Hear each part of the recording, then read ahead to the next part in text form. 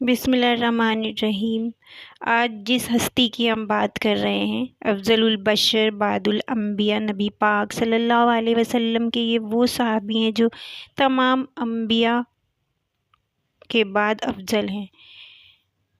سبھی انبیاء کے بعد آپ افضل ہیں، اور وہ ہیں سیدنا صدیق اکبر رضی اللہ تعالیٰ عنہ۔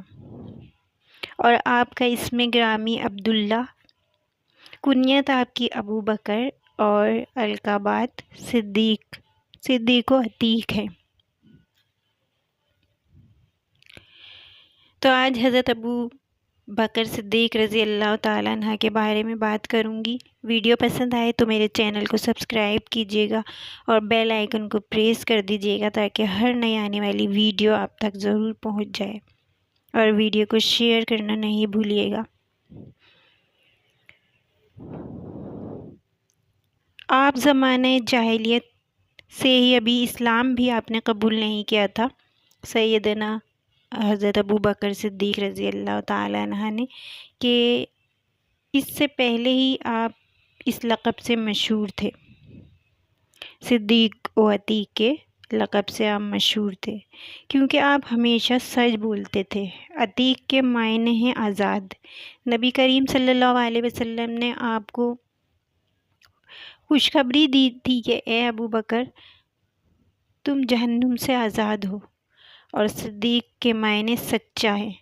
آپ رضی اللہ تعالیٰ عنہ قریشی ہیں، اور آپ 7ویں پشت میں آپ کا شجرہ نبض رسول اللہ صلی اللہ علیہ وسلم کے خاندانی شجرے سے مل جاتا ہے۔ آپ عام الفیل، یعنی جو ہاتھی والا واقعہ ہوا تھا، اس کے تقریباً 2.5 برس کے بعد مکہ مکرمہ میں پیدا ہوئے۔ صدیق اکبر رضی اللہ تعالیٰ عنہ وہ صحابی ہیں جنہوں نے آزاد مردوں میں سب سے پہلے رسول اللہ صلی اللہ علیہ وآلہ وسلم کی رسالت کی تصدیق کی اور ایمان لائے۔ آپ رضی اللہ تعالیٰ عنہ کے فضائل اور کمالات اس قدر زیادہ ہیں کہ رسول اور انبیاء کرام کے بعد اگلے اور پچھلے تمام انسانوں میں سب سے افضل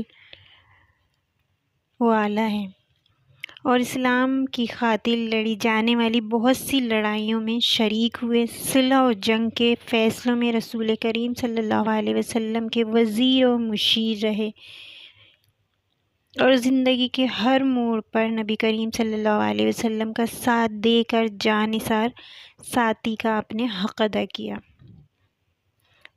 پھر 2 سال 7 مہینے اور مسجد خلافت پر رونق افروز رہے، اور 63 سال کی عمر میں 22 جمعہ سن 13 ہجری پیر کے دن آپ کی وفات ہوئی۔ سیدنا عمر رضی اللہ تعالیٰ عنہ نے آپ کی نماز جنازہ پڑھائی، اور روضہ منورہ میں رسول کریم صلی اللہ علیہ وآلہ وسلم کے پہلو میں آپ کی آرامگاہ موجود ہے۔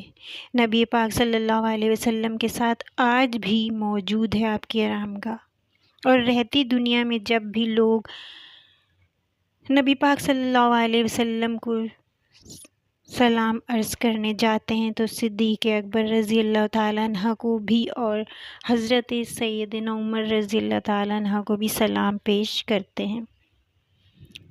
پیارے نبی صلی اللہ علیہ وسلم پر کس طرح اپنا مال خرچ کیا کرتے تھے، یہ بھی ایک بہت ہی تفصیلی واقعہ ہے، اور بہت سے ایسے واقعات ہیں۔ جنگ کے موقع پر آپ نے اپنے گھر کا سارا سامان لا کر رسول کریم صلی اللہ علیہ وسلم کی خدمت میں پیش کر دیا، اور جب نبی کریم صلی اللہ علیہ وسلم نے آپ سے پوچھا کہ ابو بکر گھر والوں کے لیے بھی کچھ چھوڑا ہے، تو آپ کا جواب تھا کہ گھر والوں کے لیے اللہ اور اس کا رسول ہی کافی ہے۔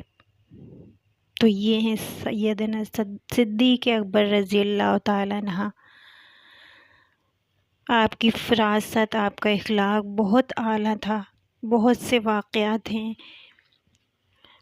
آپ کو پتہ ہے کہ صدقہ دینے کا ثواب کس کو ہے؟ وہ رشتہ دار جو آپ سے دشمنی اور کینہ رکھتا ہو.